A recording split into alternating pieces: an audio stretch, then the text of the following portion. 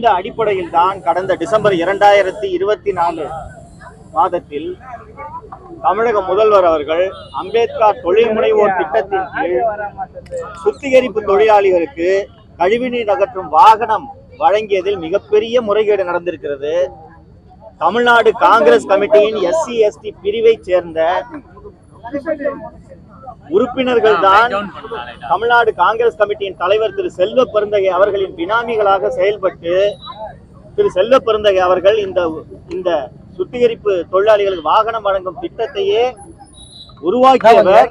இதன் மூலம் கிட்டத்தட்ட 150 கோடி ரூபாய் திரு செல்வ பெருந்தகை அவர்கள் பயனடைகிறார். அடுத்த 7 ஆண்டுகளுக்கு திரு செல்வ பெருந்தகை அவர்களுக்கு தொடர்ந்து இதன் மூலம் வருமானம் வரும். தமிழக அரசே இந்த திட்டத்தை செயல்படுத்தி இருக்க முடியும். மாறாக தமிழக அரசு ஒரு தனியார் நிறுவனத்தின் மூலமாக இந்த திட்டத்தை செயல்படுத்தி இருக்கிறது. இதனால் சுத்திகரிப்பு தொழிலாளிகள் பயனடைய மாட்டார்கள். மாறாக செல்வ பெருந்தகை தான் பயனடைவார்.